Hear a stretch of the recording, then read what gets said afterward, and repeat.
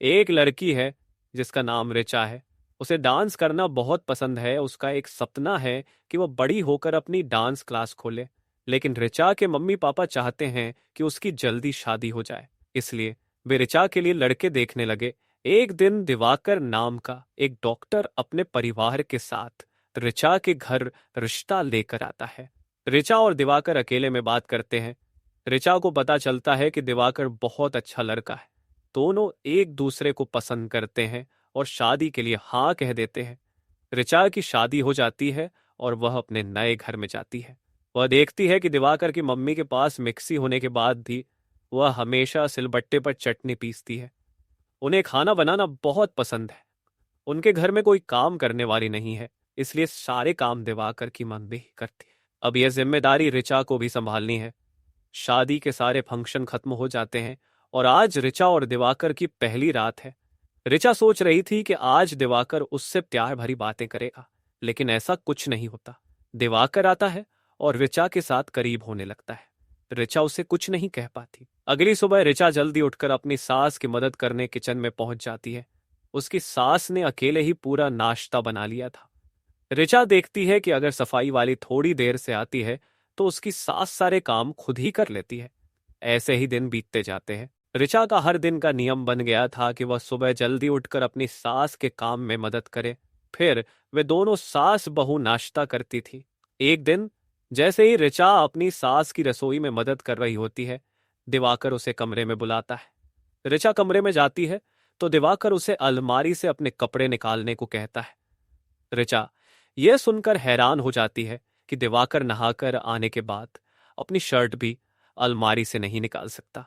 उसे अपना हर काम ऋचा से करवाना था, जैसे कि वह उसकी नौकर हो। यह बात ऋचा को अच्छी नहीं लगती।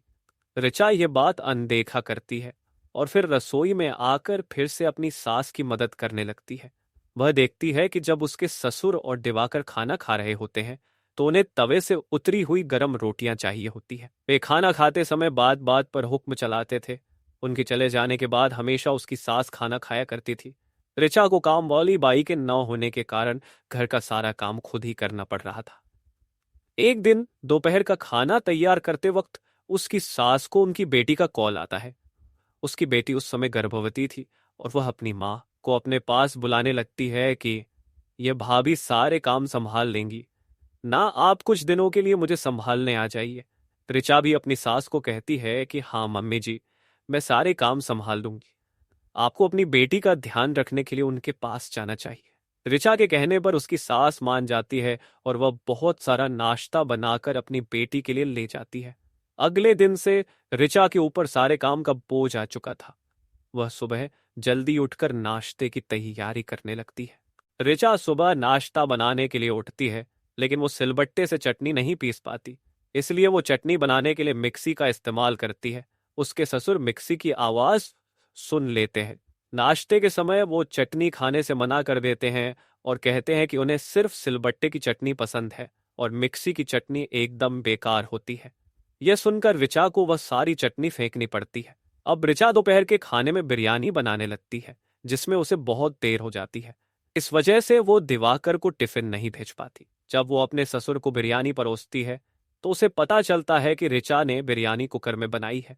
उसके ससुर बोलने लगते हैं कि बिरयानी कुकर में नहीं, पतीले में कम आंच पर धीरे धीरे पकती है और यह जो तुमने बनाया है ना, वो असल में पुलाव है। यह एक तरह से ऋचा की बेइज्जती थी, जो उसे सुनकर बहुत बुरा लगता है। रात को जैसे ही दिवाकर घर आता है, वो ऋचा पर टिफिन ना भेजने पर गुस्सा करने लगता है कि आज उसने अपना दिन कॉफी पी पी कर निकाला है। दिवाकर ऋचा को जल्द से जल्द गर्म रोटी के साथ खाना परोसने को कहता है। हम देखते हैं कि दिवाकर हर एक दो हफ्ते में ऋचा के साथ करीब हुआ करता था, लेकिन अब यह बात ऋचा को पसंद नहीं आ रही थी। वो चाहती थी कि दिवाकर कुछ करने से पहले उसके साथ थोड़ी बहुत प्यार भरी बातें करे, पर ऐसा कुछ भी नहीं हो रहा। अगले दिन ऋचा मेहनत से बिरयानी बनाती है, वो भी इनके स्वाद के अनुसार, लेकिन ये लोग छोटे छोटे नुस्खे निकालते हैं। ऋचा को गुस्सा तो बहुत आता है, पर वो कुछ बोल नहीं पाती। इसके बाद दिवाकर जैसे ही रात को घर आता है तो वो ऋचा को कड़ी बनाने के लिए बोलता है। तब ऋचा बोलती है कि मैंने जो बिरयानी बनाई थी ना, वो अभी काफी ज्यादा बची है और हमें उसे ही खा लेना चाहिए। तब दिवाकर ऋचा को कहता है कि जब मेरा मन कड़ी खाने का है। दिवाकर कहता है, तो अब तुम वही बनाओगी और उस बिरयानी को तुम कुत्तों को खिला देना।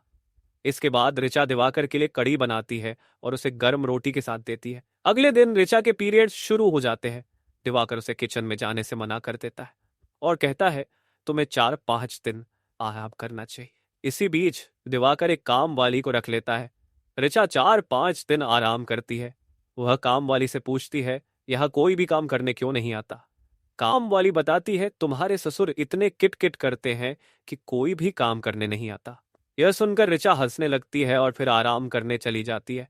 इस बीच ऋचा अपने डांस की सारी वीडियो देखती है। वह तय करती है कि वह अब डांस टीचर बनेगी और अपने ससुर से इस बारे में बात करेगी। दूसरी तरफ दिवाकर और उसके पिता काम वाली का खाना खाकर थक चुके थे। वे चाहते थे कि ऋचा फिर से किचन में काम करना शुरू करे। ऋचा के पीरियड्स खत्म होने के बाद वह फिर से किचन में आकर काम शुरू कर देती है। आज वह नाश्ते के साथ अपने ससुर के लिए कुछ मीठा भी बनाती है ताकि वह उनसे डांस टीचर बनने की बात कर सके। जब ऋचा दिवाकर के सामने बैठकर अपने ससुर को कहती है, मुझे एक डांस टीचर बनना है, तो दिवाकर कहता है, तुम्हें काम करने की क्या जरूरत है? वैसे भी तुम जल्दी ही प्रेग्नेंट होने वाली हो। बच्चा कौन संभालेगा अगर तुम टीचर बन जाओगी? दिवाकर का पिता भी उसकी बात को सही बताता है और ऋचा को समझाने लगता है। ऋचा के ससुर कहते हैं कि उसे डांस टीचर के सपनों को भूलकर कपड़ों पर ध्यान देना चाहिए। वो कहते हैं, जब भी मैं मशीन से धुले कपड़े पहनता हूं तो उसमें पसीने की बदबू आती है, इसलिए तुम्हें कपड़े अपने हाथों से धोने चाहिए। यह सुनकर ऋचा को बहुत गुस्सा आता है, लेकिन वह कुछ नहीं बोलती। वह किचन में जाकर गुस्से से काम करने लगती है। बाद में ऋचा अपने ससुर से फिर से डांस टीचर बनने की बात करती है कि उसे इंटरव्यू के लिए जाना है, लेकिन उसके ससुर साफ मना कर देते हैं। रात को ऋचा जैसे ही काम खत्म करके कमरे में पहुंचती है, दिवाकर उसके साथ करीब होने लगता है। लेकिन इस बार ऋचा को गुस्सा आ जाता है और वह दिवाकर पर चिल्लाती है कि वह हर वक्त उसके साथ करीब होना चाहता है और कभी भी प्यार भरी बातें नहीं करता। यह सुनकर दिवाकर गुस्सा करता है कि पति पत्नी के बीच प्यार भरी बातें कहां होती हैं और उन्हें तो बस 1 साल के अंदर बच्चा चाहिए। दिवाकर ऋचा को कहता है, तुम मुझे प्यार भरी बातें करने के लिए ऐसे बोल रही हो जैसे तुम पहले भी ये सब कर चुकी हो। यह सुनकर ऋचा को बहुत बुरा लगता है और वह जवाब नहीं दे पाती। फिर दिवाकर गुस्से में ऋचा को कहता है, मुझे तुम्हारे पास आना भी नहीं है क्योंकि तुम्हारे शरीर से किचन की बदबू आती है। यह सुनकर ऋचा पूरी तरह से टूट जाती है क्योंकि उन दोनों दिवाकर और उसके पिता ने उसका जीना मुश्किल कर दिया था। कुछ दिनों बाद ऋचा के ससुर के कुछ मेहमान आते हैं। वे ऋचा को चाप, एक तरह का व्यंजन, बनाने के लिए कहते हैं। लेकिन जब ऋचा मेहमानों को चाप खिलाती है तो वे खाने से मना कर देते हैं कि यह बिल्कुल भी अच्छा नहीं है और अब उनका चिकन खाने का मन है। ना चाहते हुए भी ऋचा को उनके लिए चिकन बनाना पड़ता है। अब ऋचा इन सब से पूरी तरह से तंग आ चुकी थी क्योंकि उसका पूरा दिन घर के काम में बीत जाता था। ऋचा अपने लिए बिल्कुल भी समय नहीं निकाल पा रही थी। वह दिवाकर से एक ही बात बोल बोल कर थक चुकी थी कि किचन की पाइपलाइन टूट चुकी है, लेकिन दिवाकर हमेशा उसे अनदेखा कर देता था। अगले दिन करवा चौथ होता है। ऋचा की मदद करने के लिए दिवाकर की बुआ आ जाती है। ऋचा व्रत में उनके लिए खाना बनाती है। वह देखती है कि उसकी बुआ की तबीयत खराब है, इसलिए वह उन्हें दवाई खाने के लिए कहती है। लेकिन उल्टा दिवाकर की बुआ ऋचा पर ही गुस्सा करने लगती हैं कि आज मेरा व्रत है और मैं दवाई नहीं खा सकती। आजकल की लड़कियों को व्रत की कोई अहमियत ही नहीं है। उनकी डांट सुनने के बाद ऋचा उनसे बात करना कम कर देती है। उसी रात दिवाकर किचन में आकर ऋचा को बोलने लगता है कि उसे अपने डांस की सारी वीडियो मोबाइल से डिलीट करनी होगी, लेकिन ऋचा डिलीट करने से मना कर देती है। इसलिए दिवाकर ऋचा को घर से बाहर निकालने की धमकी देता है।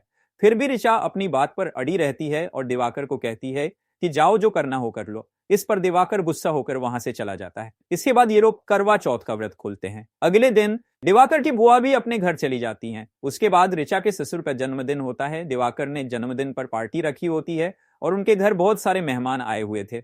इसलिए दिवाकर ऋचा के पास आकर उसे खाना जल्दी बनाने के लिए कहता है और जल्दी से ड्रिंक परोसने के लिए भी कहता है। यह सीन देखकर ऐसा लग रहा था कि मानो ऋचा कोई नौकर हो। दिवाकर ऋचा को डांटने लगता है क्योंकि उसने अभी तक अपने डांस की वीडियो डिलीट नहीं करी थी। इन सबसे परेशान होकर ऋचा पाइपलाइन से गिर रहे पानी को ड्रिंक बताकर परोस देती है। जैसे ही दिवाकर को इसके बारे में पता चलता है तो वह गुस्से में आकर ऋचा को डांटने लगता है।